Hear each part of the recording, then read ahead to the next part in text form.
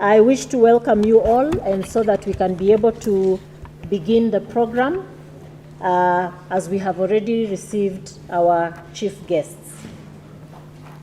We would like to request that we stand up for the national anthem and prayers, and then we shall be able to proceed.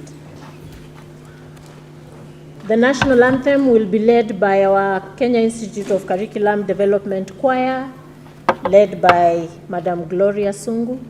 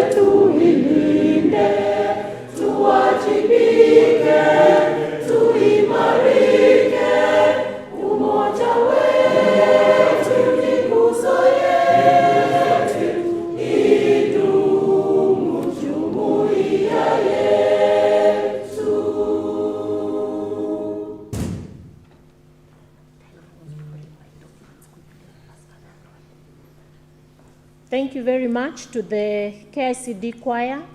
We want to make a prayer as we begin, and I want to humbly ask Dr. Sister Angelica Obaga to come and give us the opening prayer.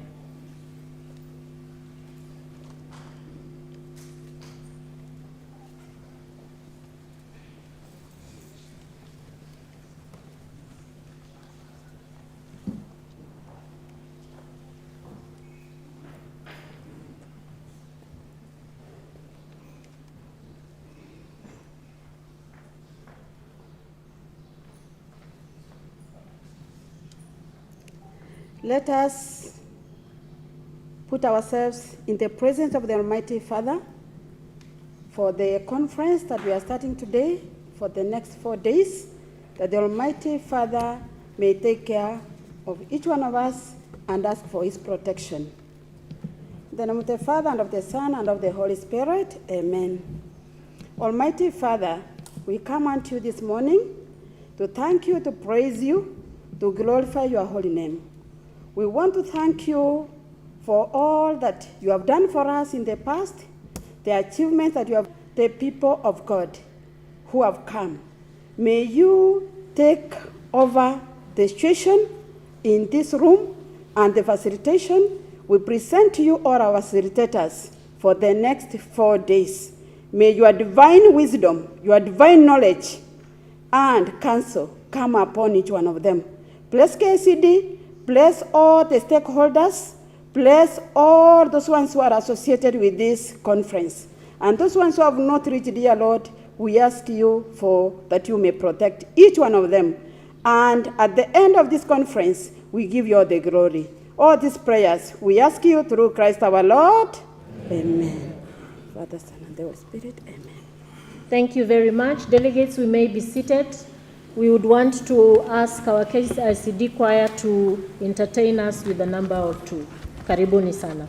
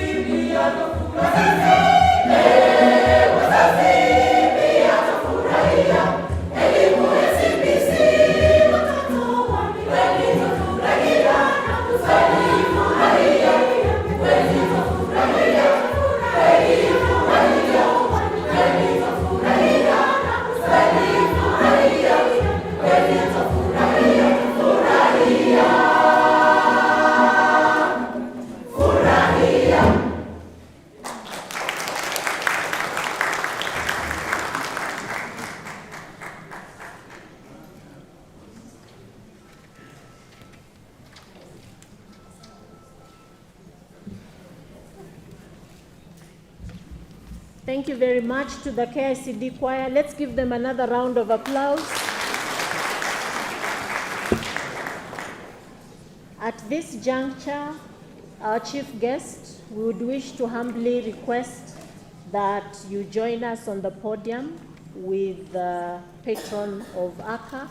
Kindly join us on the podium. We are just beginning the introduction.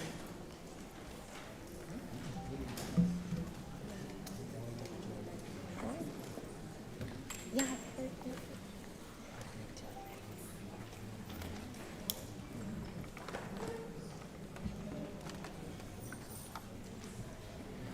So ladies and gentlemen, as we await for them to join us at the podium, I was actually going to say, can we just welcome them with a clap? Let's all stand up, please. I know that it's a cold morning. This is July in Kenya. This is the time when we have our winter, so to speak. And yeah, it may be very cold, but we hope that with the engagements, we'll get a little warmer.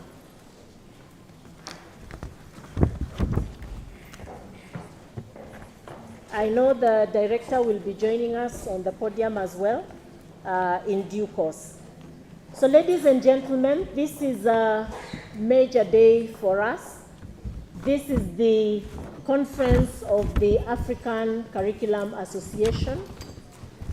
This is an association that was muted in 2018 by a few of us who felt that there was a need to bring together the African curriculum centers, who are the heartbeat of education in every country, so that we can be able to have conversations on an annual basis, conversations that will then be able to help us to understand the different aspects of our countries, but at the same time give us an opportunity to learn from each other, because there is such rich information in various countries, and this has been noted as we meet in different fora. So at this juncture, I would like, with your permission, the Principal Secretary to be able to make introductions to the members that we have within the conference. So I start by acknowledging the Principal Secretary, the State Department for Higher Education and Research in the Ministry of Education, who is here representing the Cabinet Secretary, Ministry of Education, Kenya, the Minister for Education, Ghana, who is also participating here today in his capacity as the patron of the African Curriculum Association, the representative of the Teacher Service Commission, who is here with us today, the directors from the various ministries, our KICD Council, whose secretary is our host, the director KICD, all the CEOs from the state agencies and the Ministry of Education, who are represented here, the vice chancellors and their representatives, and delegates from all countries in Africa, including Kenya. Ladies and gentlemen, good morning. Today here, as we are gathered, we are several entities. I want to begin by introducing the ACA executive. Unfortunately, we are not all able to be here, but at least two of us are here. I would like to have the Secretary General, Dr. Gertrude Namubiru from Uganda. That is her. That is the heart of the ACA Curriculum Association. And I am the second one within, Mrs. Jacqueline Onyango from Kenya. Our chairperson and other members were not able to join us due to various reasons, but they are with us here in spirit. I would like to introduce Dr. Kasley Olabode Stephens, who is with the African Union Commission as a policy officer education. The African Union is dear to us because ACA is a coordinating member of the CESA cluster of curriculum for the African Union. So they have been a big support to us and are always with us in our meetings. In absentia, but will be joining us later, is Dr. Quintin Wooden from the UNESCO's International Institute for Capacity Building in Africa. We know it as ICBA. If you look at the program, he'll be here in the afternoon taking us through a workshop on matters teacher education. Again, in absentia, I would like to recognize His Excellency Sheikh Mansour bin Musallam. He is the Secretary General for the Organization of Educational Cooperation, and ACA is a member of that association and gets a lot of support. The directors from the Ministry of Education, or if you're representing the director, any director Ministry of Education, kindly stand up so that we can be able to applaud your presence here. Thank you very much. Thank you very much. We appreciate your presence. The directors of curriculum centers in Africa, and if you are representing any director of a curriculum center in Africa, I know we have the French-speaking team. Yes, please stand up so we can recognize the directors from the curriculum centers.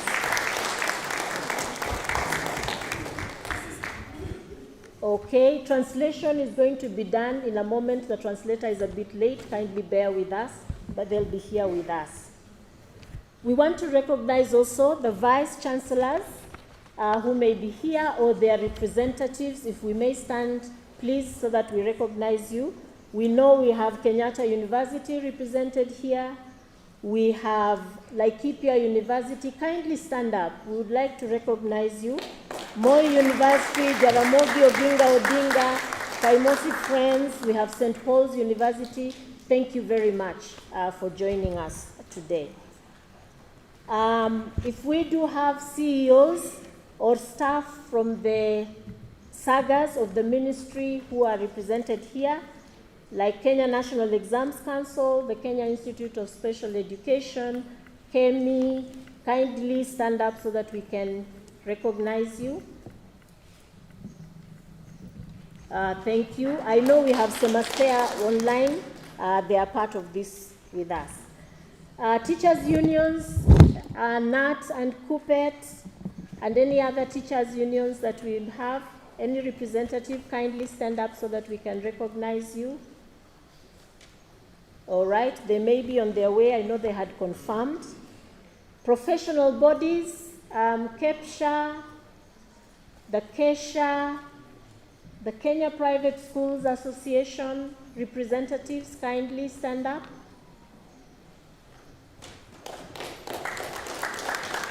Thank you very much for joining us.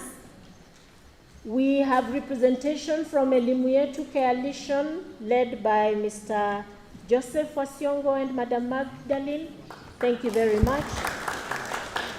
We have an organization that has been a great support for us, Educate. If the membership are here, kindly, we would like to recognize you. Thank you very much. The Kenya Publishers Association in its entirety, starting from the chair of the council and all the publisher team members, thank you very much for being here.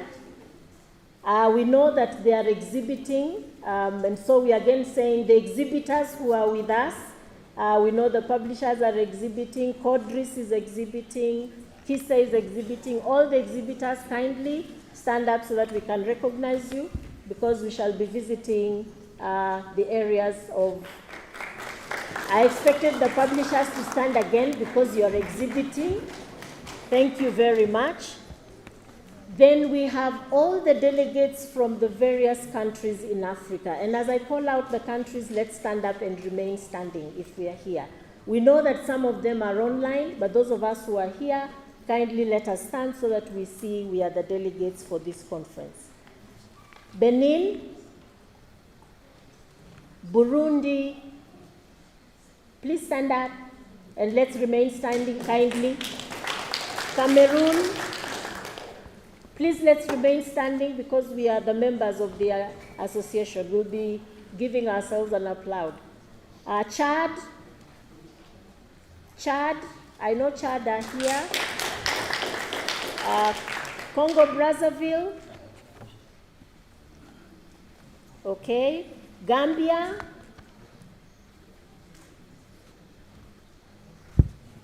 all right. Ghana, and I've requested that we remain standing, so kindly let's remain standing. Let's not be tired to stand. Ivory Coast, Lesotho, we had a lady who came in yesterday. Liberia, Malawi, thank you. Mali, if we could stand up. Okay, I know there is a communication barrier, but we are sorting that out in a few minutes. French, no. English, yes. So we wait. Okay. Niger were with us. South Sudan, thank you. Tanzania, okay, we were expecting Dr. Lema. Uganda,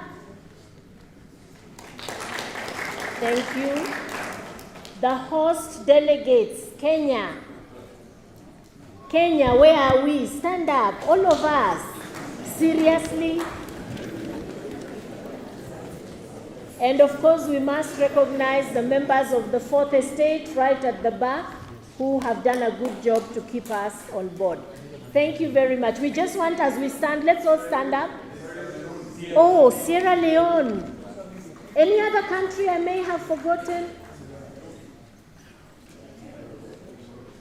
Okay. I just want us to warm ourselves up a little bit. Let's all stand up. We are chilled. And because we are in Kenya, we are talking curriculum. Kenya is spreading the gospel of the confidence-based curriculum. Okay?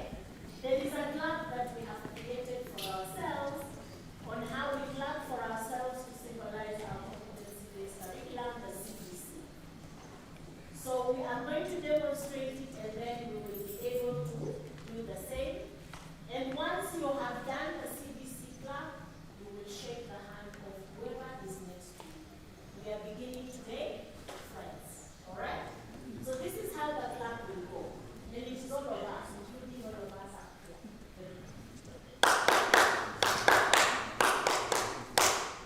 Let's try the teacher in me.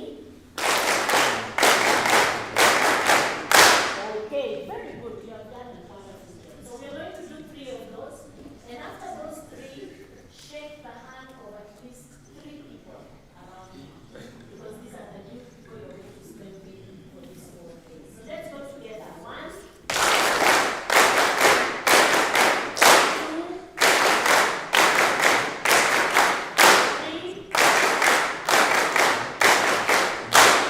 Please shake the hand of at least 3 people.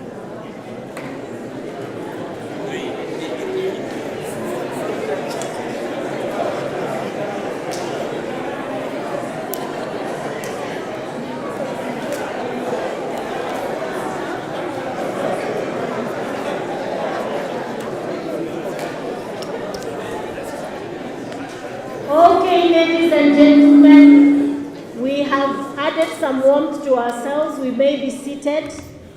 I am advised that the translator has come, and therefore our French-speaking brothers can now benefit from the translation with the gadgets that are going to be provided to them.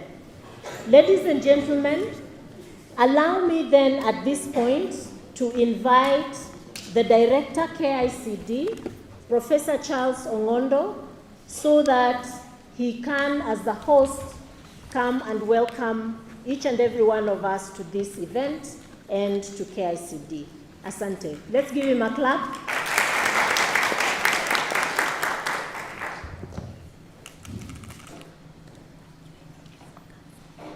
Thank you very much, Madam Jacqueline Onyango.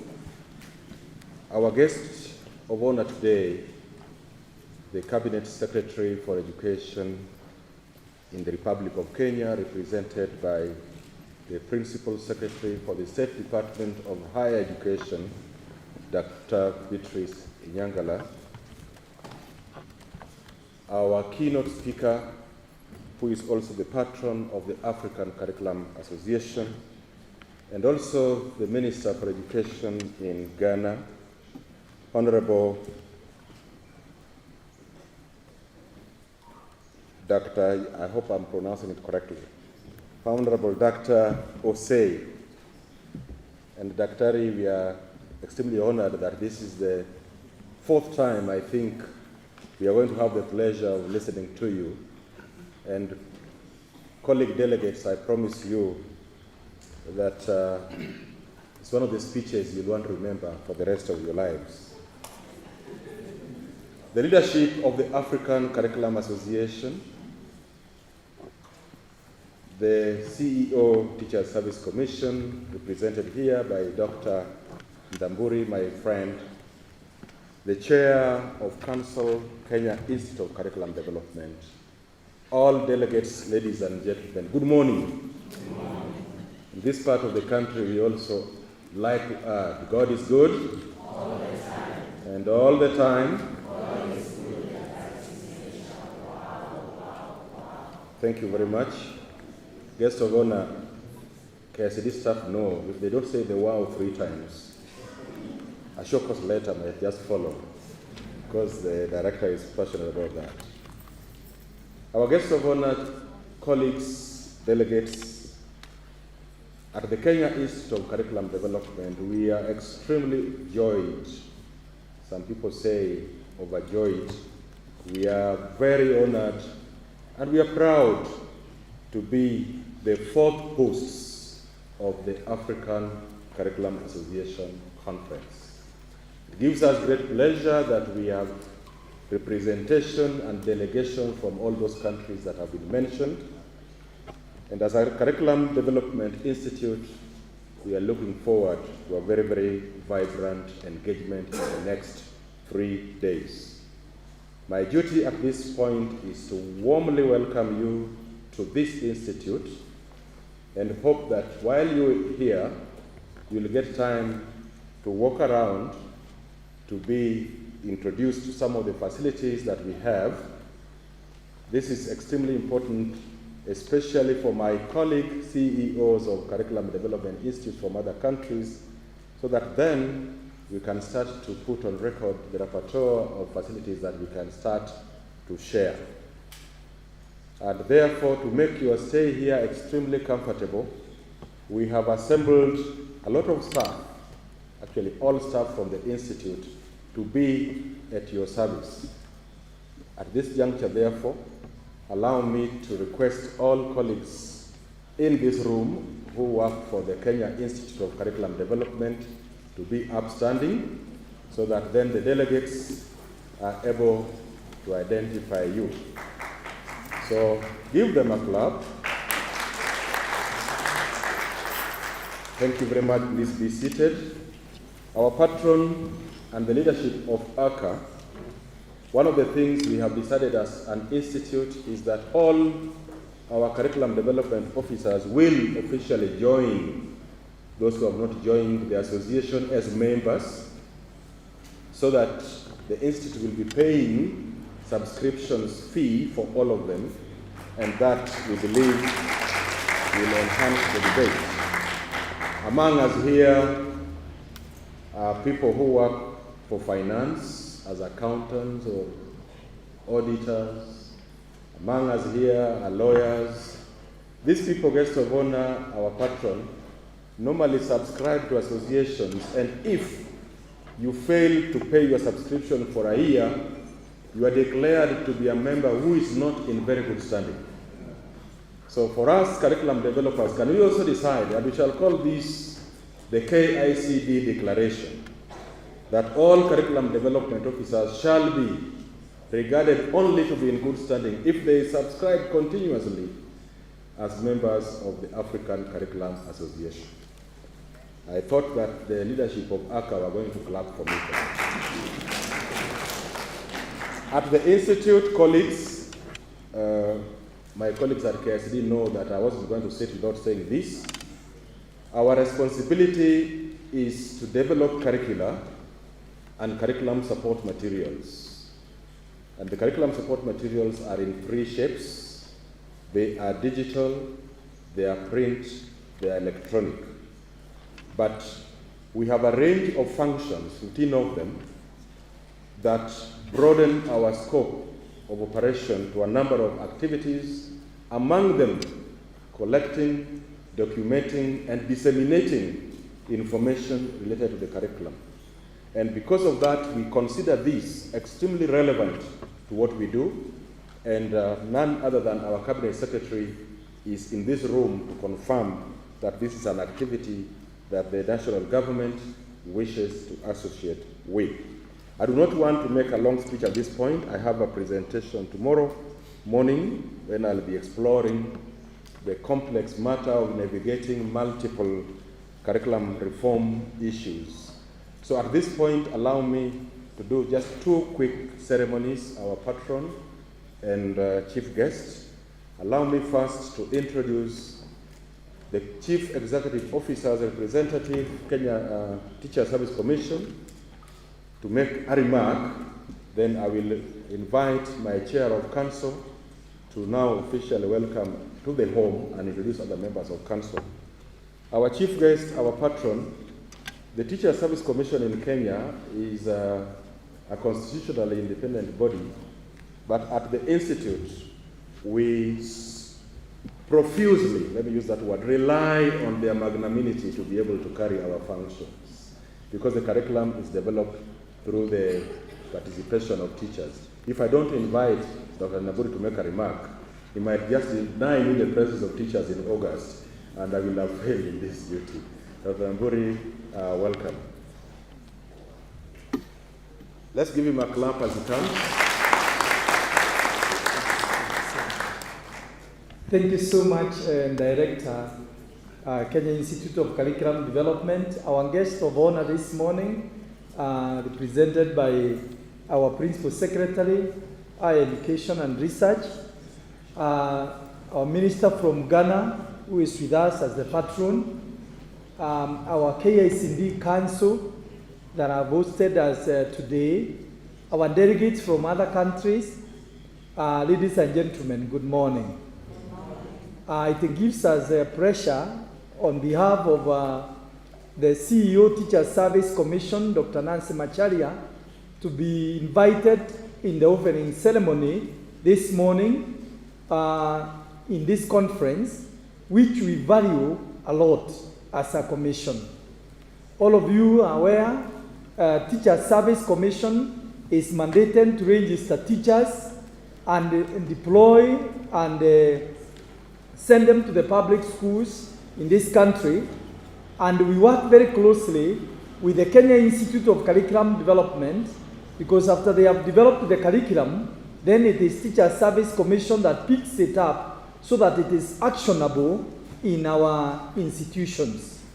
We have been doing a very consultative teacher training with the Kenya Institute of Curriculum Development, Kenya National Examination Council, our Ministry of Education, Semester, and the Kenya Education Management Institute, and the Kenya Institute of Special Education.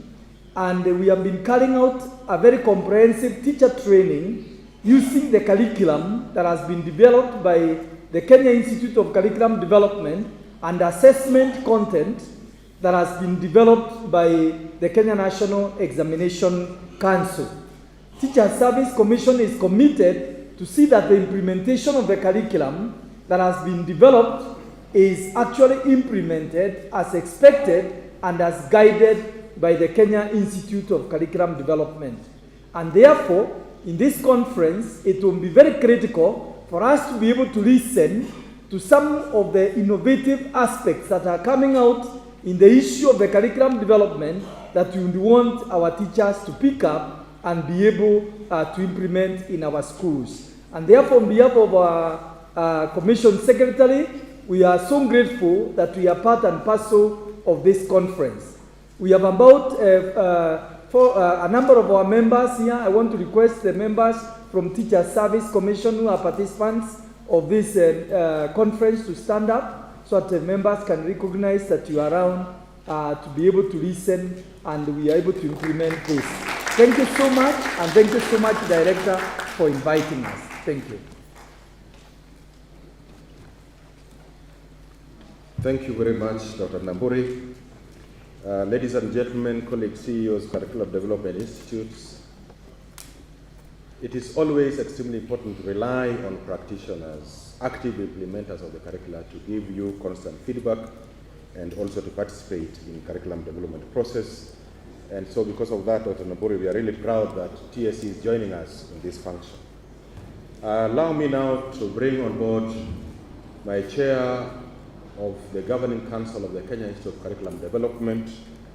Being a semi-autonomous institution, the institution is established by an act of parliament, and the chair is appointed by the cabinet secretary for a season. An accomplished academic herself, Professor Elishiba Jambi Kimani, that the delegates may want to debate about. Put your hands together for my chair, otherwise I have no job.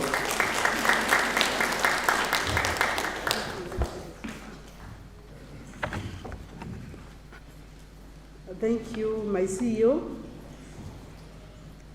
The Cabinet Secretary, Ministry of Education, Honorable Ezekiel Machogu, as represented by the Principal Secretary for Higher Education and Research, Dr. Beatrice Nyangara,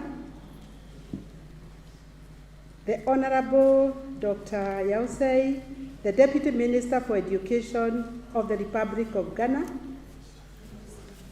Yes, the Minister, who is also the patron of the African Curriculum Association, all the delegates present, all members of the Kenya Institute of Curriculum Development present as the hosts, our Chief Executive Officer, who is our guest and also our host.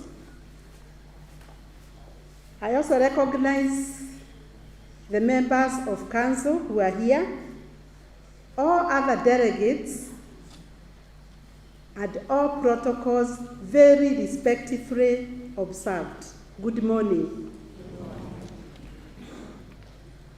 Our guest of honor, it gives me great pleasure to join the speakers before and after me to welcome all the delegates and the guests, those who are from Kenya to KICD, and those who are from outside Kenya to Kenya and KICD in particular.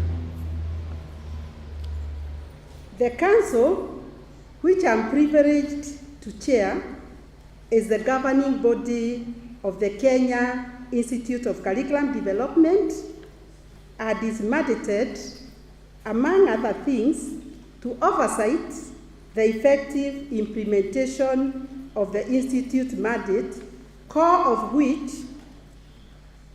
is to develop, vet, and approve curriculum and curriculum support materials for all levels of education below the university. So you can imagine how proud we are and how much we are feeling at home to be participants of this very important conference.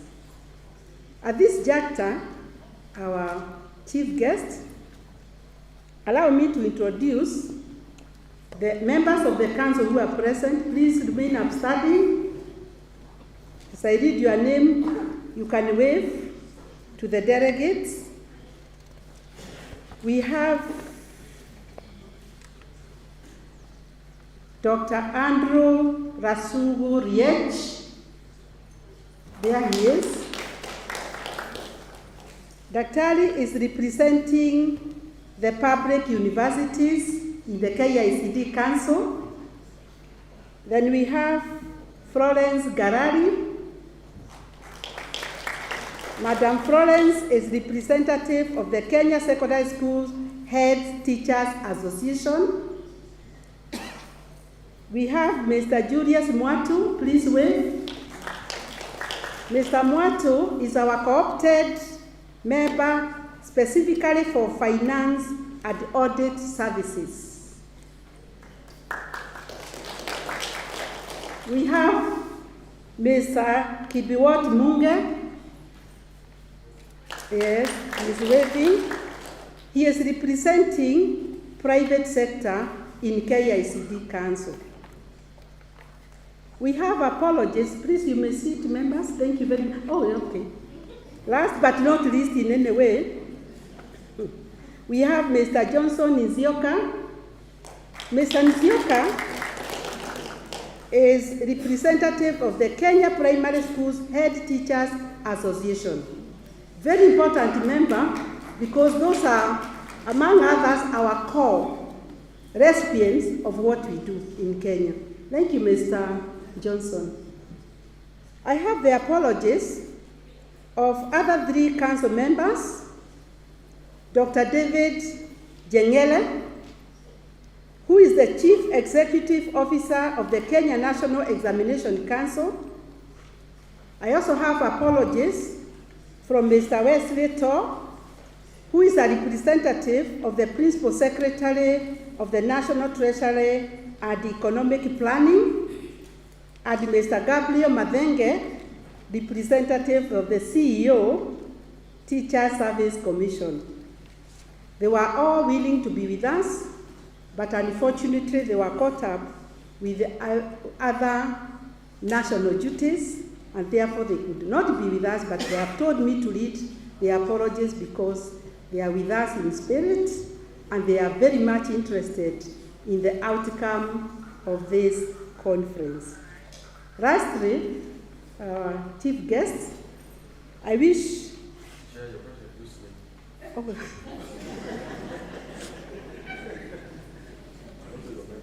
Number 11 in the list of council members, he's always complaining that he's number 11 because we are 10. We are supposed to be 9, but we are 10 because of our co-opted member. Our number 11 is our CEO, the one who oversees the day-to-day learning of this institute, and he keeps on reminding me that I'm supposed to have only the nose in and hands out. So we work together very well. My CEO, you are well recognized, and thank you very much for your good work all the time. Lastly, our chief guest, I wish to really extend a very warm welcome to all of you. And most important, I wish you very, very fruitful deliberations. I am particularly moved by the theme of the conference because at the end of the 4 days, we are all looking forward to the connectivity between curriculum, cognition, and context. And that is the core mandate of learning. So we are all very, very excited. I wish you very, very fruitful deliberations, enjoyable learning and interactions. And of course, I pray that you feel free and enjoy our hospitality. Thank you very much.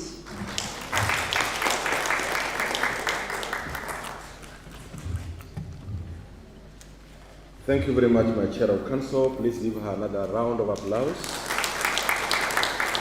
Colleagues, a curriculum, a conference is a learning moment. And because I am in this space and I know a number of countries in Africa, our patron, our chief guest, sometimes still at that stage of trying to conceptualize their curriculum development and even assessment institutions. One of the things that I believe my colleagues may want to take away is the rapporteur of representation of certain significant stakeholders in the Curriculum Governing Council. It makes work easy because at any one meeting you have representation of secondary school teachers, you have representation of primary school leadership, representation of the National Treasury, extremely important, Teacher Service Commission, and I think also this time round, our patron, we are privileged to have a representation of politics. We have a honorable member, Honorable Munge. Honorable Munge, please stand up again. And as you can see, honorable member is a true representation of that class of people. And universities are also represented. My colleagues from universities, sometimes we have never known this. Dr. Riechi, from none other than the UON. And of course, our chair, give him a clap. Our chair is also from the university. Colleagues, at this time, I know we are starting to be a bit worried that we are spending too much conference time, but this is extremely important for the sake of giving the conference the status that it deserves. Allow me to bring on board the ACA leadership, African Curriculum Association leadership, represented here by Dr. Gertrude, who will give remarks on behalf of the ACA leadership. This conference is actually arranged, prepared, organized by the African Curriculum Association, KICD are just the hosts. So put your hands together for the leadership of the conference, who will tell us why we are here and the things we're discussing.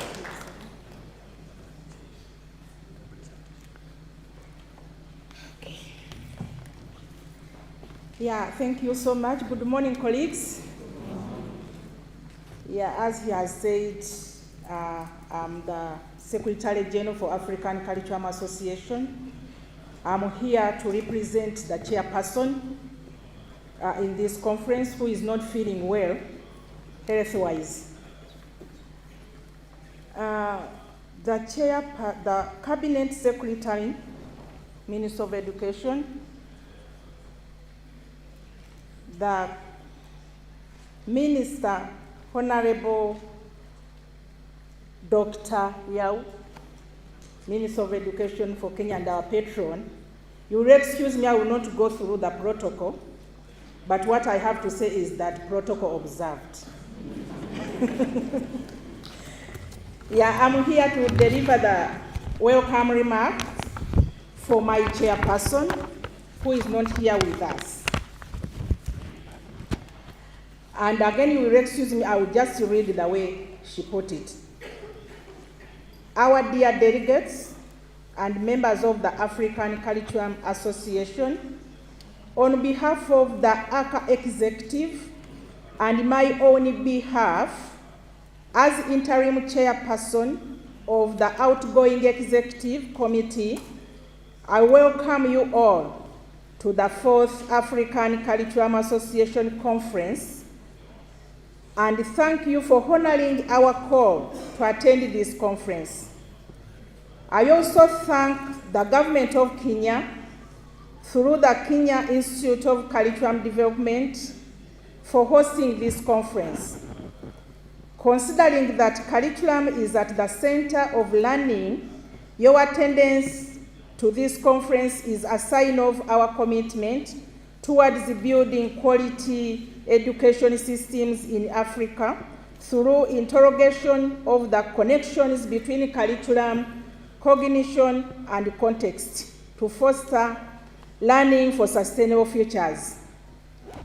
I'm optimistic that after a thorough examination and discussion of curriculum issues impacting education across Africa and sharing experiences of best practices, we shall be in a position to craft ways of improving our curricula to ensure inclusive and equitable quality education and promote long-life learning opportunities for all for the benefit of the children of Africa.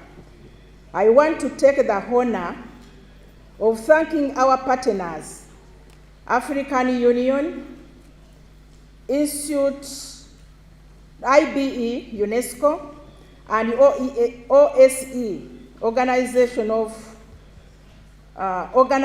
South Cooperation, our patron, for continued support rendered to the association over the years we have served as executive members. I want also to add my own as the Secretary General. I feel so much delighted that this is our 4th year of service, but every year we add on the numbers, and I'm happy that the French-speaking countries are coming on board this time in big numbers. I wish also to welcome you to this conference, and also to thank our patron for having accepted to take us or to lead us to our next destination. We know through you all governments will subscribe. We are sure, because you have the passion for education, you have the love, and you have the experience. So for that matter, I'm very sure all countries will subscribe, and Africa will definitely reclaim its position in this world. Thank you so much.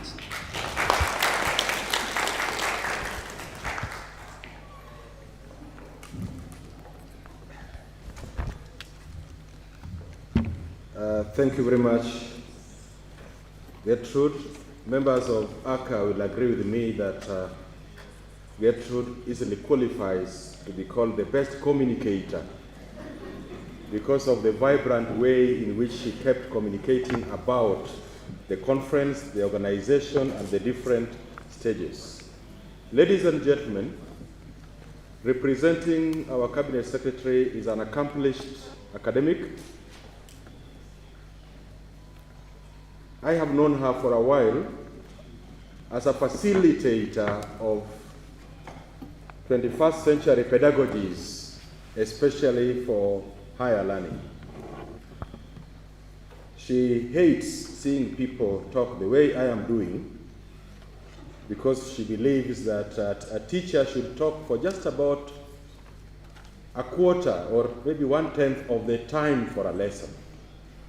I am hoping that in the course of representing the Cabinet Secretary, she will be able to give us a little glimpse of what she called pedal. I am not going to tell you what pedal is, but in higher education circles, we got to call her Mama Pedal, the mother of pedal. Just to give you a leakage about her, at present she is championing the formation of the National Open University of Kenya. We are looking forward to this so that a number of us who are getting a bit rusty can get an opportunity to continue our learning. Join me in putting your hands together for Dr. Beatrice Muganda Inyangala, Principal Secretary, State Department of Higher Education. Karibu sana daktari.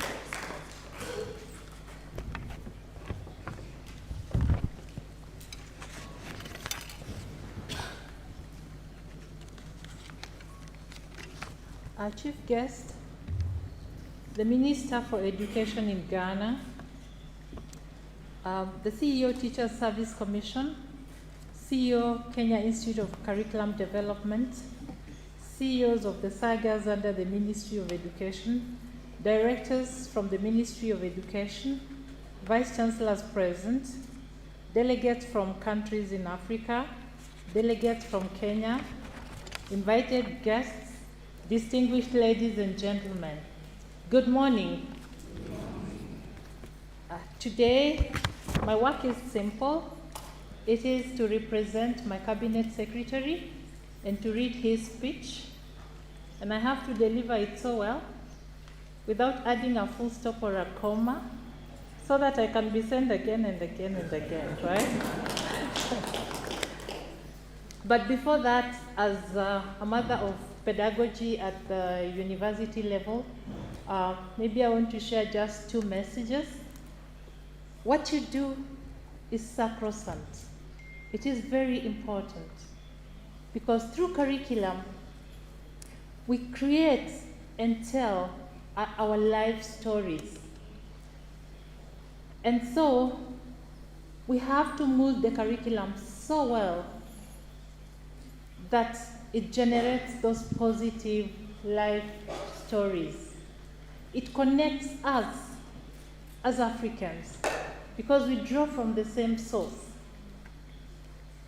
And then just bring in that which makes us unique and makes us so rich because we are diverse in those aspects. And the significance of this also is that through this curriculum, through the sum content of what we know, we should have something to export to the West. We should have something that enables us to drive the research agenda. So let us keep digging deeper in what makes us so special, what interconnects us, and what can form the basis of our interaction with the West. When we have something to offer, we will have more partnerships, and through these partnerships, we can then enrich our teaching and learning environment. Just one more challenge. For a long time, we have been challenged that our curriculum remains outmodeled. I don't totally agree with that, but we must step back and ask, why are we always being condemned? Perhaps it is that the outputs and the outcomes of what we generate outside of this curriculum do not represent our hard work and our thought processes as they should. And so it is very inspiring to see that over time we are moving away from just the content of the curriculum to how we help the learners make meaning out of this content and thinking very innovatively about building competencies. And this is what drove me to, with the team from across the continent, develop the program called Pedagogical Leadership in Africa, PEDAL. And I am always proud to be called Mama Pedal. So anywhere we meet, hey, Mama Pedal. And I'm glad that this program was actually taken up and implemented by 91 universities in 11 African countries. And it was very instrumental in helping these universities move their programs online during the COVID-19 pandemic. I'm a very passionate and proud educator because I know as educators, there's so much more we can do, so much more we can do beyond the 4 walls of the classroom. And we should stand proud and tall because it's only us who God has given this power to influence everything that happens on the globe, because we make the expertise that drive everything that happens around us. So let's give ourselves a round of applause. And because Professor here challenged me to demonstrate some of the interesting things that we do in PEDAL, we challenge our academics to use whatever resources at their disposal to make teaching and learning interesting. So our buzzword is exceptional learning moments. And there was a lecturer from the University of Ibadan who shared something that I thought was really, really life-changing for most of us. Many stories come out of the classrooms. For example, one of the lecturers said they had this mind map, for teaching a particular theory. And so after the pedagogical experience, they challenge the students to make meaning of this theory and create their own mind maps. And the students came up with such innovative diagrams that now every time she went to teach a different class, she used one of the students' mind maps. Don't you think that is just so creative and so encouraging, even for the student whose mind map is being used? So these are some of the examples that, I would want us to share, bring life to these discussions. What are we doing differently? I am not a very good singer, but we'll try, because one of the lecturers also was challenging us to use song. Remember, this is at university level, right? At lower levels, I think there's just so much opportunity. How do you teach medicine, these medical courses? Because there are so many viruses to teach. And we want to move away from just students cramming because they forget. So she said she encouraged students to go and prepare on each, they choose a virus and prepare something interesting to present on it. And then they were going to have a virus party. And so on that day, they met under a tree, there were soft drinks, and there were different presentations from poems, songs, rapping, and all that. And so this one comes and it's just a little bit of it, yeah? Plasmodium, I live in your liver, I hemorrhage your liver, I make you dark, pale, and weak, and blah, blah, blah. Surely, don't try to deserve a clap. So you can see how we can stretch the curriculum, make it interesting, make learning so interesting that every day students are dying to come to class. And when they come out of it, they have something that they will remember, passing their exams, but also apply it in their daily lives, so that it is not just learning for the sake of it, but learning that makes our lives better and those of others. And so, distinguished ladies and gentlemen, allow me to read my minister's speech. I wish to take this opportunity on my own behalf, on behalf of the Ministry of Education and the Government of Kenya, to welcome all of you to Kenya, Nairobi, and to the 4th African Curriculum Association Conference. Indeed, it is the pleasure of the Government of Kenya and the Ministry of Education to host this very important conference. The theme of the conference, Learning for Sustainable Futures, Connections Between Curriculum, Cognition, and Context, is timely. Globally, the Sustainable Development Goal number 4 drives the education agenda in governments the world over. They are called to ensure inclusive and equitable education and lifelong learning opportunities for all. While African governments have continued to implement policies and strategies towards the achievement of this goal, some hindrances continue to impede its full attainment. Countries in Africa have continued to address entrenched inequities and inequalities of provision of education. Distinguished ladies and gentlemen, it is worth noting that a substantially high proportion of children and adolescents are out of school, with the most vulnerable being those in difficult circumstances. According to the UNESCO Global Education Monitoring Report of 2022, about 244 million children and youth aged 6 to 18 are out of school, with sub-Saharan Africa having one of the highest rates at 40.16% and accounting for 98 million learners.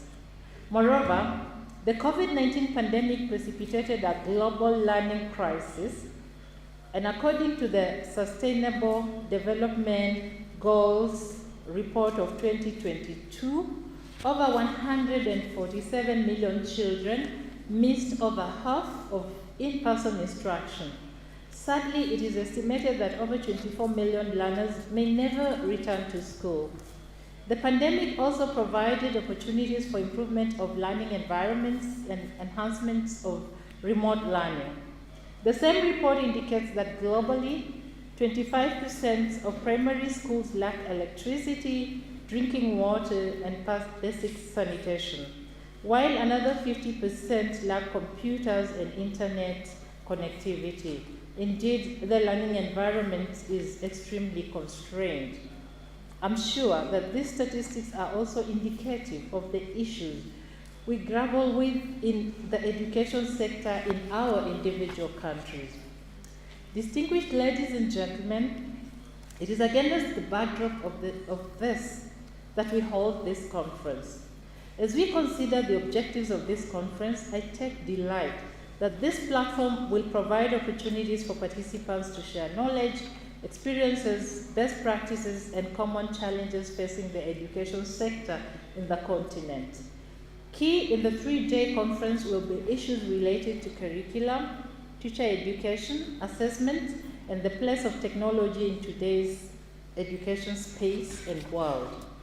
The shift to competency-based education, modernizing teacher education, and redefining the place of assessment in the teaching and learning process form key discourses in the education reform agenda. I therefore urge you all to take advantage of this 3-day conference to network, build relationships beneficial in advancing the education agenda in your country, in the continent, and beyond.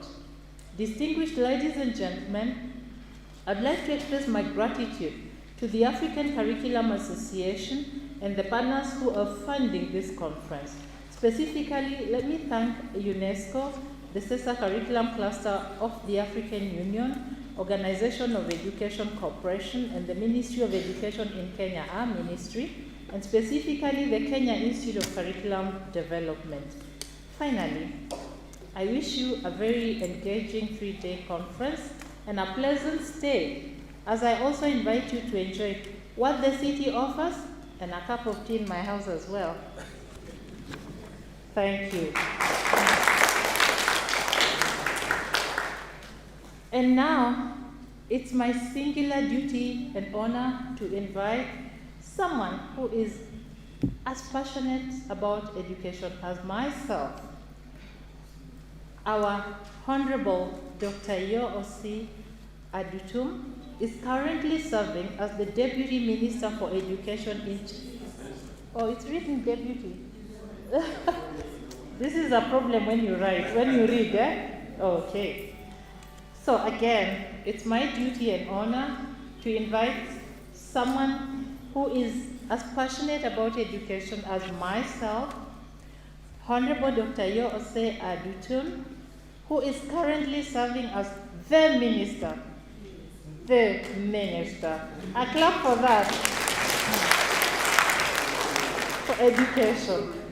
In 2019, he was voted the best performing Deputy Minister of the Year by 2 research bodies. Was it Deputy Minister? Yeah? Okay. Let's clap for him also. The Alliance for Social Equity and Public Accountability and FAKS Investigative Services. He is the patron of our very own ACA and graced the 3rd National Curriculum Conference on the Competency-Based Curriculum in Kenya in 2019. We are very much honored to have our minister in our presence, and I want us to all stand up and give him a factorial clap, yeah? 5 factorial clap. I was going to sing another curriculum song, but since you didn't help me sing the other one, I'm feeling shy. Okay, so let's go 5 factorial, yeah? Start 5, very quickly. 1, 2, 4.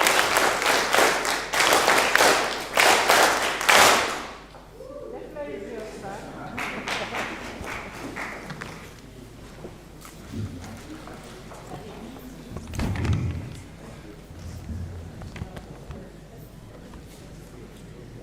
Thank you so much for this wonderful opportunity. Chairperson of ACA, the Director of the Rep of UNESCO,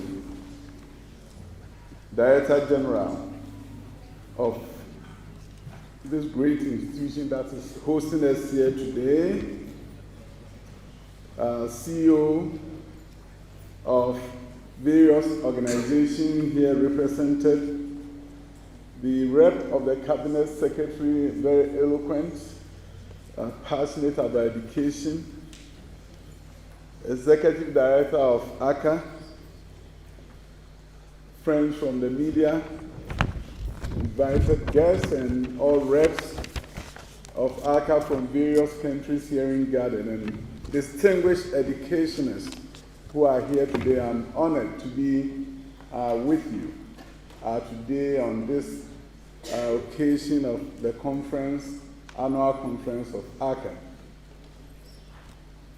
When I come to a place like this and I see you and the work that you do, I cannot but congratulate you for doing what is actually the work of God, ensuring that we can all create a better education system for Africa. By coming together, sharing best practices, we enrich each other. I advocate of total transformation of education. Sometimes I say to myself, I'm a very lucky guy. Lucky in the sense that I had a wonderful opportunity of teaching in the U.S., building charter schools in the U.S., with headmasters or principals working for me in the U.S. I've seen everything when it comes to education transformation. Urban America, challenges, building schools from scratch, ensuring that our students succeed and go to top-level universities. Schools that were led by me, funded by the government, changing lives in the center of Los Angeles, California.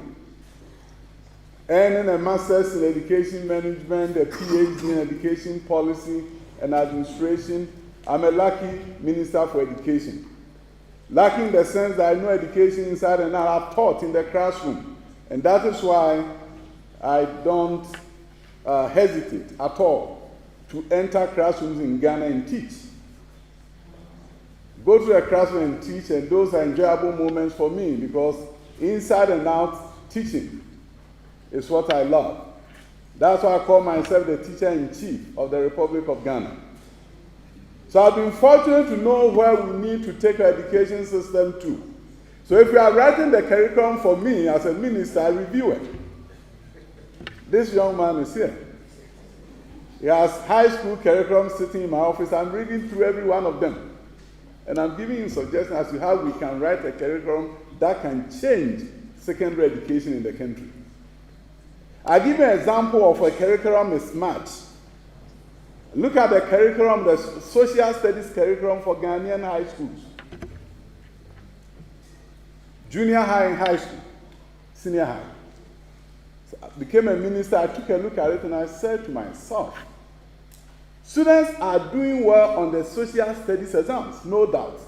The curriculum was written so well. But how can you talk about social studies with a little element of history in it? We're talking about parenting in our social studies curriculum, SDG goals in our social studies curriculum. And for science students, because in Ghana we have pathways, for those students who are doing the science pathway, the only time they have the opportunity to hear something about the country in terms of history is through the social studies curriculum.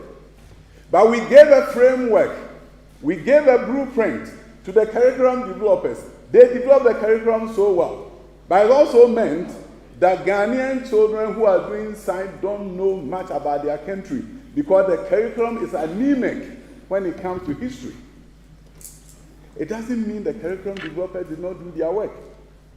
They took the vision of the political leaders and said, sometimes a committee of university professors who come together and say, this is your social studies framework. They run with it, they write a curriculum, but it's a curriculum to nowhere.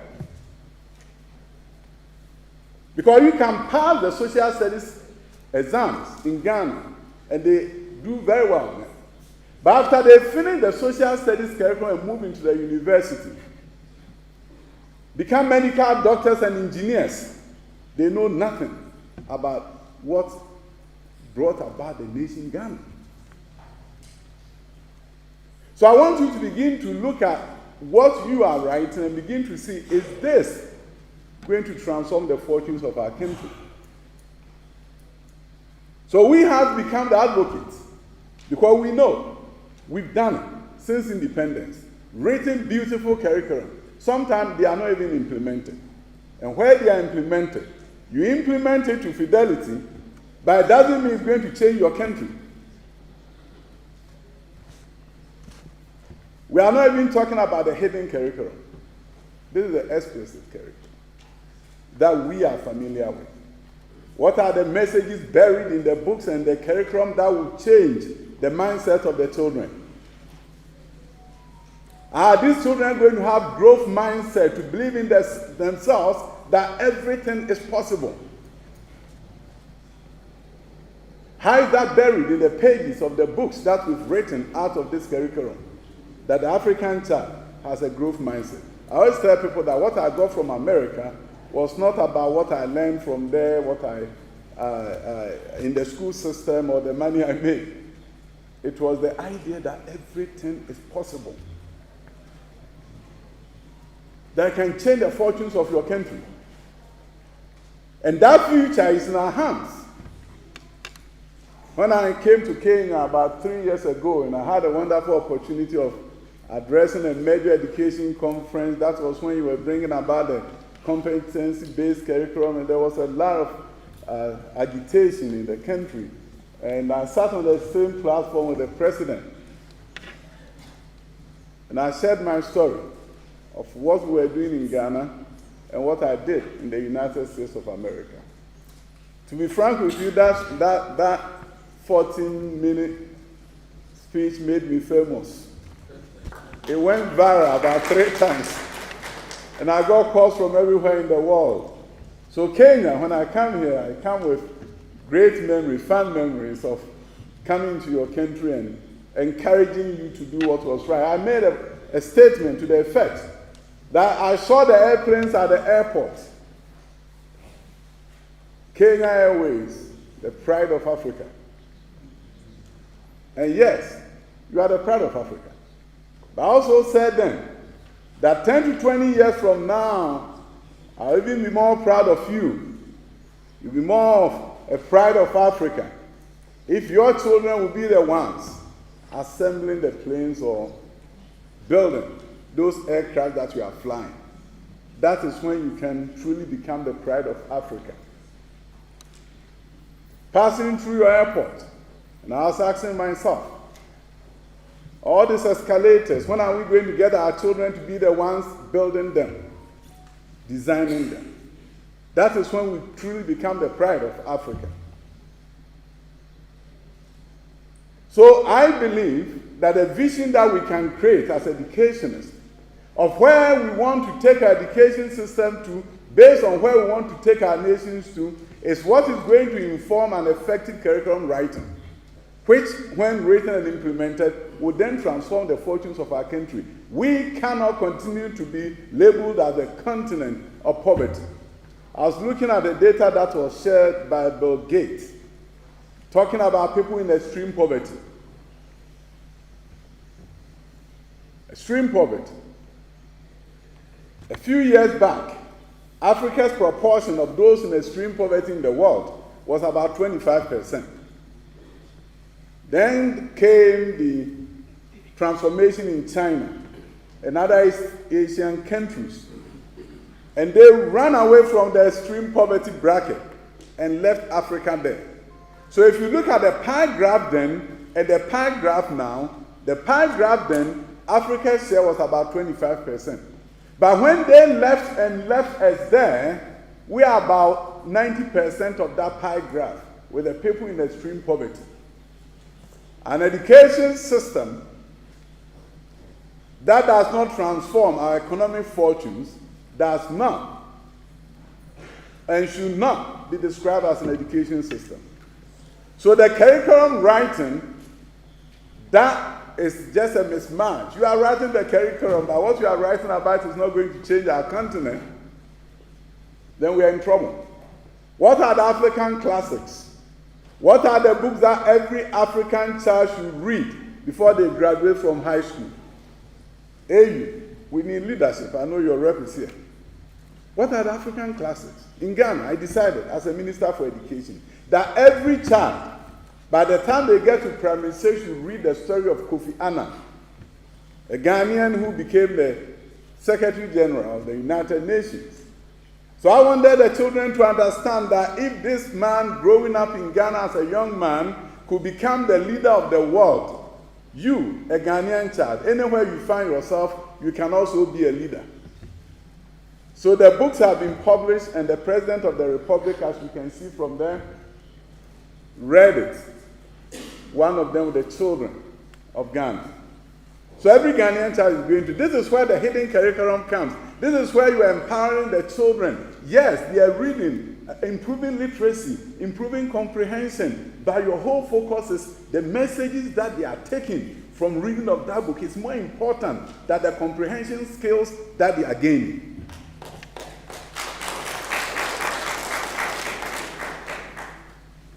What enabled our forebears to fight to end colonialism in Africa? What was going through their mind? What was their passion? Our children need to catch that so that they will understand. People died before we became free. So why should we sit and not join the 4th Industrial Revolution? The first Industrial Revolution, Africa missed it. The advent of the steam engine. Then came the second, spearheaded by electricity. We didn't just catch it much. Then we moved on to the third, the era of computers. We were getting into it, and then the 4th Industrial Revolution came. The merger of the biological and the physical, the electronic, artificial intelligence.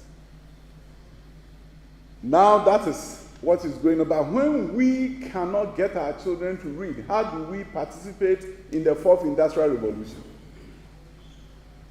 So when we talk about 87% of children in learning poverty, we are a major piece of that, Africa. But I don't believe that that is our place in the world.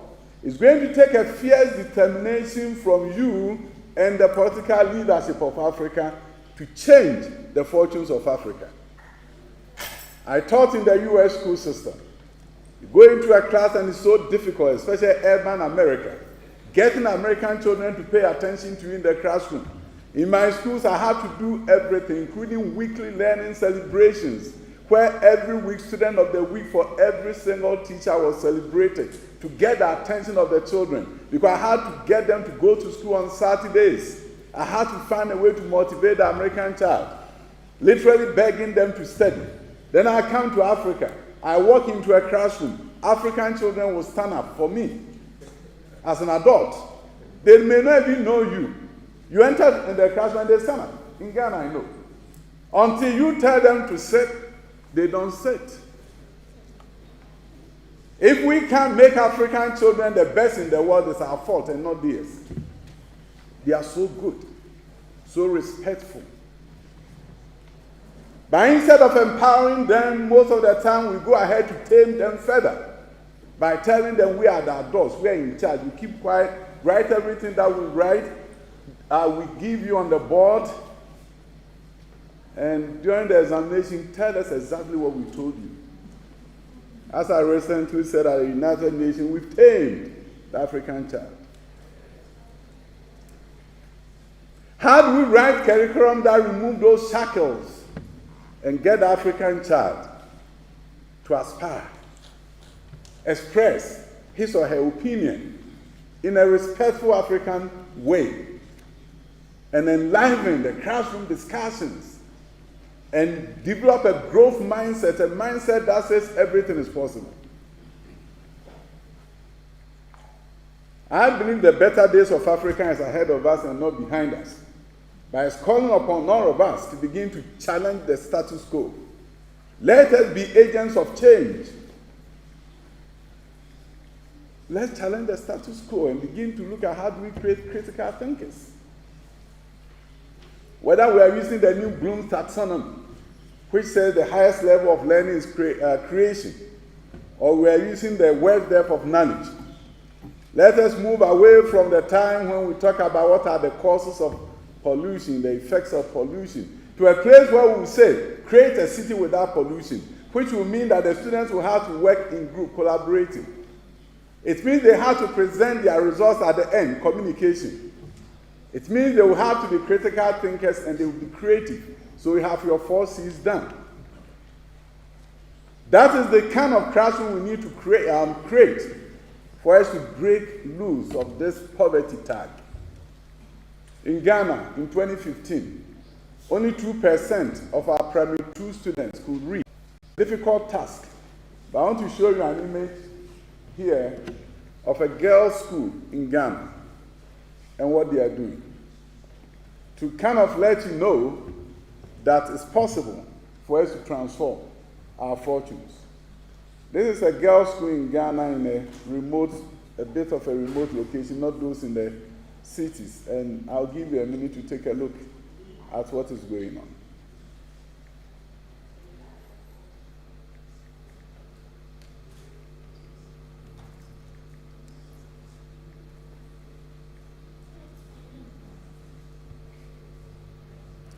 I guess it's more than a minute.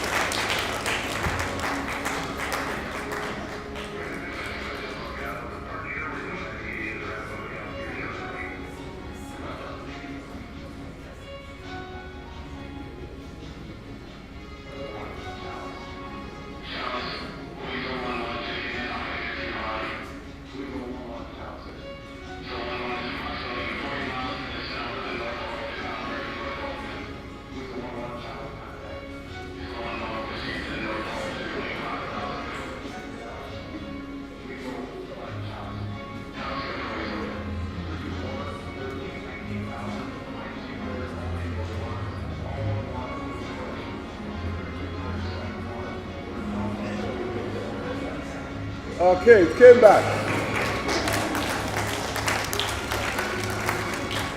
This is a drone developed by young women, and they are doing so well. Now they are going beyond this. This came out of a club. But this next academic year, we are developing 12 schools focusing on aviation and aerospace in Ghana. We believe that the African child has the capacity to do everything if we will set a goal for them. But because we want to do this now, NACA, our organization in Ghana, is now developing the curriculum. But they are developing a curriculum for our aspiration, where we want to go as a nation. So that's why I said invariably, your work, you are the architect. If I don't show you the building that I want to build, and a mansion that I want to build, you may not be able to develop the blueprint of a mansion for me. So I challenge my colleague politicians to begin to dream big, so that the curriculum developers will also develop curriculum that will lead to the transformation of Africa. I'm so fortunate in Ghana, as I'm sure my colleagues are here in Kenya, where the presidents are focused on education. The president of Ghana, when he assumed office in 2017, decided to implement free secondary education. Up until then, almost 60 years after independence, if you come from a family of less means, you could not go to senior high school. You truncated your education at the junior high. So he made a promise during his campaign and said he was going to introduce free secondary education. A lot of people said he couldn't. The international organization said, no, you can't do this. You don't have the money. He was determined to do it, and he started.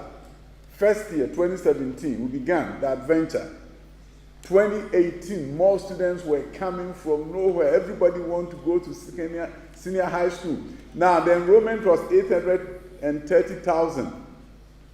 Then the demand was such that there was no way we were going to accommodate them. Some people said, okay, this is what we need to do. Look at the pass, the grade of the student coming from junior high. Set a mark. In Ghana, they call it cutoff. That if you get a grade 24, we will not accept you. The president said, no. Can you guys find a means to get this done? Then I remember that in California, when they changed high schools from 3 to 4 years, they brought about what was called year-round schools. So we introduced year-round schools in Ghana, divided the student population of all high schools into 3. 2 of them are there at any point in time, and 1 is at home on vacation. We did not reduce the instructional hours. The instructional hours remained the same, in fact, longer. We're therefore able, within a period of 6 years, for our high schools to accommodate 1.4 million students. And then we're able to look for funding to begin to build schools. And as we build more facilities, then the school is no longer year-round. It becomes a single-track school. And that's what we are working on. What I believe needs to happen in Africa and happen in our various countries is that we have to take a cue from what Brookings Institution said. Brookings Institution said that it's going to take 120 years for us, developing nations, to catch up with developed nations in terms of education. 120 years. In essence, they were saying you will never catch up. But one thing that they also said is that we have to leapfrog inequality, leapfrogging.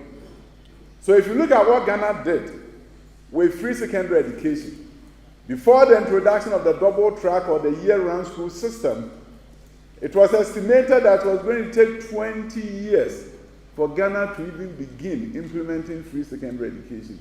We used an innovative strategy called year-round education, something that was done in California and other places around the world, and consequently we're able to educate all the children. So Africa will have to come up with some innovative strategy in order to catch up. And catching up, we must. We are lucky to be in this room. A beautiful environment. The men in tie, some ladies in bow tie, beautiful dress.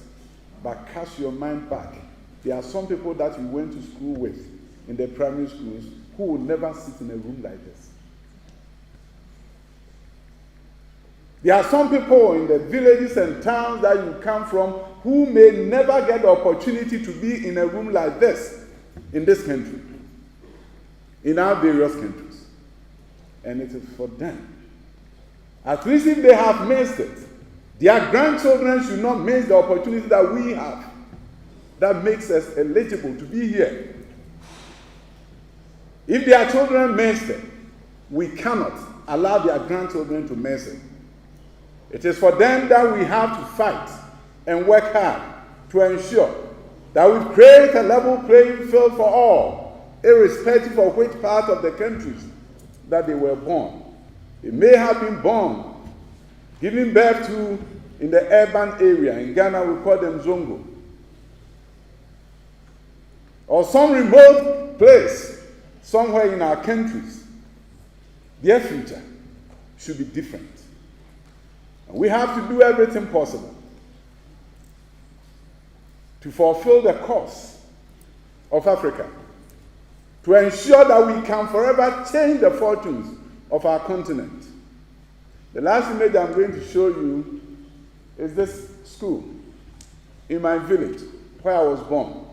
When I became a member of parliament, they have a run-down junior high school building, dilapidated. I walked into one classroom one day, and it had rained the night before. In the middle was almost like a swimming pool. The head teacher did not even bother that they can just make sure the water was not there. They sat around it learning.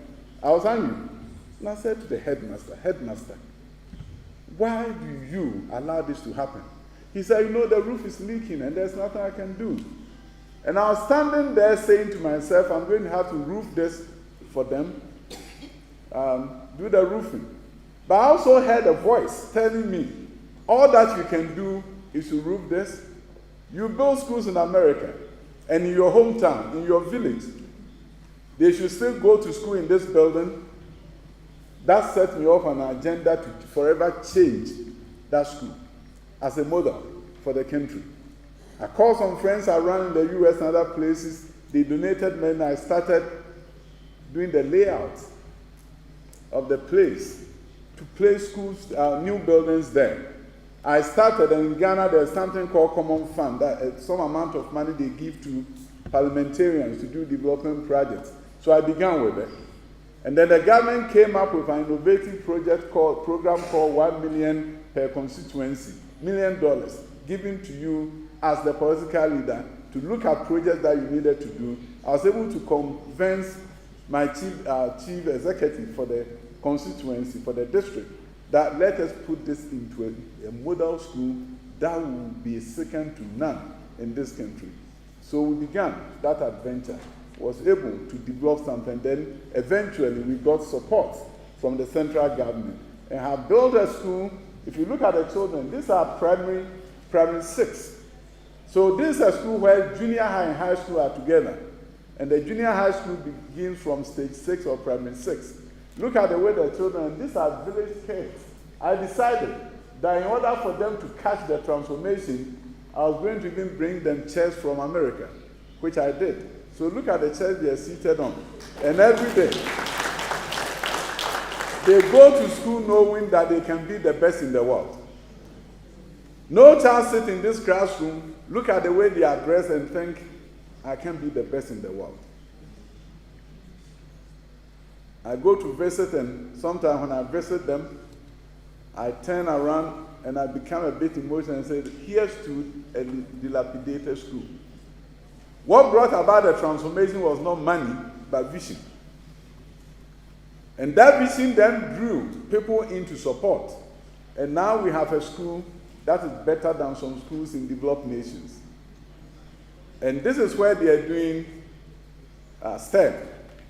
And what it means is that the curriculum writers have now been given something to write that would then change the mindset of the children, bring about important skills, change our country once and for all. So this morning, all that I'm saying is this.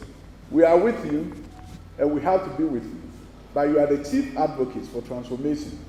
Let us work together to change the fortunes of the African child, so that 10 years, 20 years from now, the story may be told of the conference here, and what you resolve to do, and what with the help of God and the leadership of your president, you were able to do.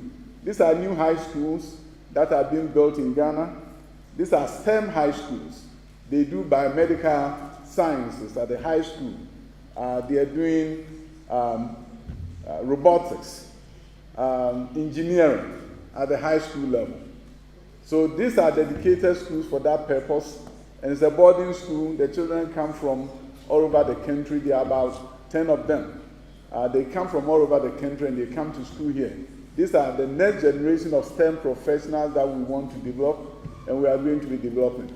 All of us are doing great things in our countries, and coming together is an opportunity to share our best practices. And I hope you'll be inspired to understand that change is possible, and Africa can change its fortunes so that we don't become the poster child for poverty.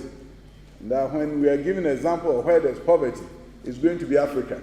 Africa will break loose of this, but we're going to have to fully determine that it's possible for us to transform our fortunes. Nobody can help us better than ourselves.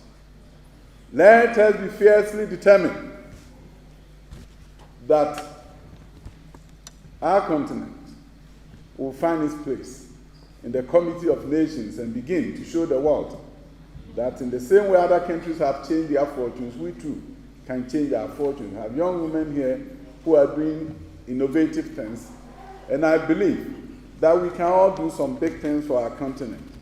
In terms of what has brought us together, I believe strongly that when we work together, improve research, and share research among ourselves, we will be able to do more than what we are doing as individual nations.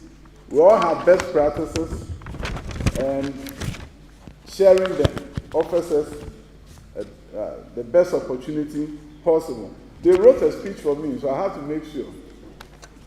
I have to make sure they don't get disappointed I didn't use their speech. Yeah, but I think I've been able to mention almost everything. Sometimes I go to check and say, did I talk about all the things they wrote for me? Yeah, because I don't want them to be disappointed. But bottom line is joint curriculum development, joint research, coming together at places like this, making sure that AU also lead us in terms of, I want to see African classics. Books that every African child must read before they graduate from high school and from the university, translated from French to English, or English to French, or to Portuguese, and getting all of us doing more than what we should do. You know, I'm a teacher and a politician in both professions. If you don't know how to talk, you're in trouble. There are politicians in Ghana who lost their seats in parliament because their constituents said that they never saw them talking on TV. So when I became a politician, I was determined that I would really have to know how to talk, otherwise I'll lose my job. And I'm a teacher too, so sometimes I have to remind myself that, hey, don't overstay your welcome. So I hope I have not overstayed my welcome. And I want you to know that we are going to work together, so that 10 years from now, the storyline will be different. We should not be a basket case of learning poverty. From here, I'm going to Tanzania. A World Bank event talking about human capital and the Human Capital Index and all the things that they measure. And you're going to see us at the bottom. We need to move up. But together, with a fierce determination, we can move up and create a different story of Africa 10 years and 20 years from now. Thank you for the opportunity.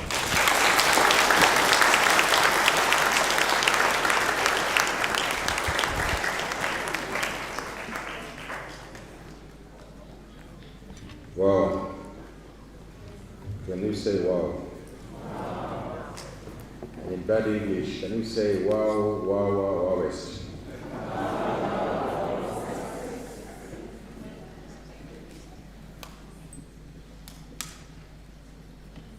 Dear patron, our chief guest, here in Kenya, we are at grade 7 of the implementation of the competency-based curriculum. And we are currently working on the curriculum for senior school, which begins at grade 10. Listening to your speech as the director of this institute, I don't know whether I should reassemble my people and ask them to rethink whether the curriculum designs that we have uploaded are going to be transformative, are going to get us out of poverty, are going to help us create aeroplanes. My colleagues are looking at me desperately, but there are people in the hall who are looking at me even more desperately, publishers. But we have already published books, now what happens to them? If you felt touched, say amen. Amen. Yeah, powerful keynote address. I think we wouldn't have got a better one to give us the impetus for the discussions in this conference. And staying faithful to our theme of connection between curriculum, cognition, and context, I think this is really stimulating. Ladies and gentlemen, in Kenya, and there are many Kenyans in the room, after this kind of speech, the only appreciation that I know that will be befitting is the Nyayo clap. Can we give 3 loud Nyayo claps? And the claps were, Honorable Minister, Nyayo was a philosophy of the second President of the Republic of Kenya, Mzee Daniel Toroitich Arap Moi. And a very simple philosophy, but very cognizant of developmental issues. is love, peace, and unity. All right, those of you who remember Nyayo clubs, and when I teach my students English, I teach English language. When a keynote speaker has spoken, you rise without being told. And then I'll lead you in the Nyayo club. So you warm the Nyayo clubs, you warm your hand. And then this one, no rehearsal. The Nyayo generation, ready, let us go. 1. Then, tendo, ingine, funga, fungua. Asante sana. Please be seated. Ladies and gentlemen,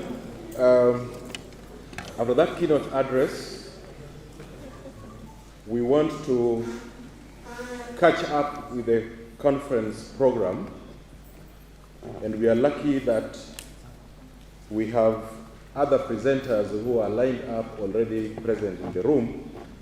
But what we'll do is to take a lunch break at the right time. So I'm going to be requesting our colleague who was supposed to give the next presentation to be the first one in the afternoon. Then Quintin has just arrived. You will be the next so that we can give you some time to breathe. And therefore, we shall be starting at exactly 2 p.m., the afternoon session. In between, 3 things will happen very quickly. The first one is that here, Honorable Minister, our chief guest, we would like to give you a token of appreciation to carry away.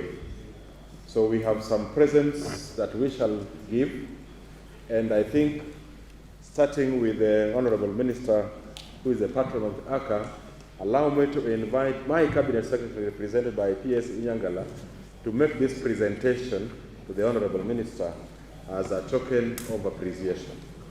Please give her a clap as this is done.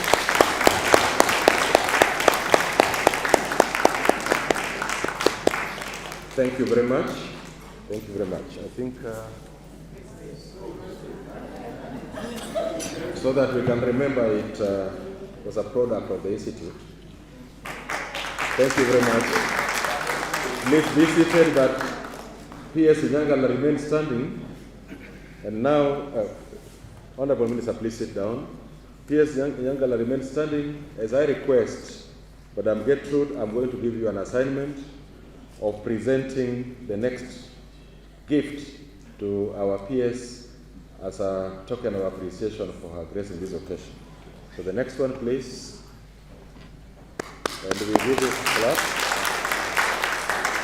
Thank you very much. Can we see the KICD side, facing the other side? And yes. Very much. Thank you very much. And P.S. Inyangala could sit down, but Madam Gertrude remains standing.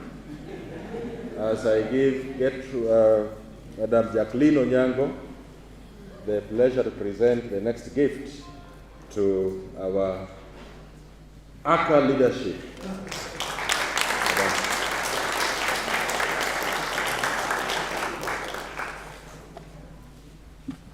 Thank you very much.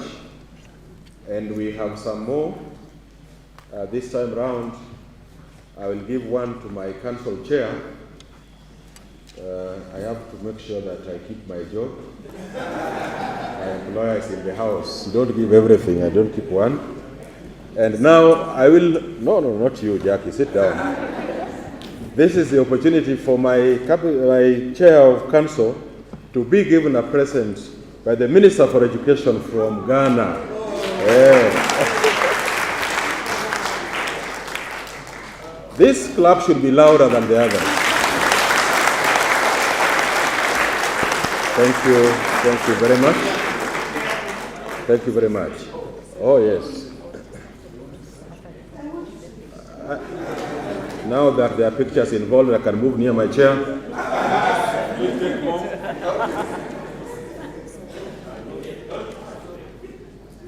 Yes. Thank you very much. I might just appear on the newspapers tomorrow with a caption. Now, the next activity, with a lot of respect, our Honorable Minister, we want to request that we take a break and have a group photograph. It's going to be a really, really big picture in front of the steps of this building. Ladies and gentlemen, after that, you will be guided to where you will have lunch, and let us reassemble here for the second phase of this plenary, which will take place in this hall. We have two critical keynote addresses. I don't think you want to miss them. One of them will be given by Dr. Kasley Olabode, who is already in the present, a policy officer for education, the Department of Education, Science, Technology, the African Union Commission. And we also have Quintin Wardon, the director of UNESCO's International Institute of Capacity Building. So, would I request that we move with the guests first towards the steps of this building for a really big group picture. As you are out there, before we come back for lunch, you'll have a moment to visit the booths where we have texts and even some digital materials on display. Among them, books that have been developed specifically for supporting the competency-based curriculum. Am I seeing Dr. Imbuga in the hall? Oh, please rise. Yes, give that lady a serious clap. Honorable Minister, the lady I'm introducing is a member of the Kenya Presidential Working Party on Education Reforms. So she's an appointee of His Excellency the President herself. But for us in the Institute, we also know her as a very significant friend and disciple of the competency-based curriculum. She has been on radio, television, to talk about the curriculum in all languages that she is able to speak. So let's take our way out, thank you, Madam, to the steps for our group picture. You may want to remember this. And while there, delegates from specific countries may also want to take their own for purpose of sending back to their country. And let's reassemble here at exactly 2 o'clock. KICD staff, kindly be out there to lead our guests to where they will have lunch after the speech. Asanteni sana, let's get to the picture, please.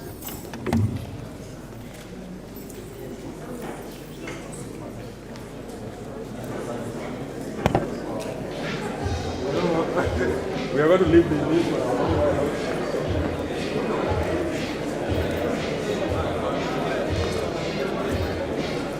Na ngondo. Huyo ngondo tuambie curriculum ya grade senior secondary. Huyo huwa kuna shida kuongea.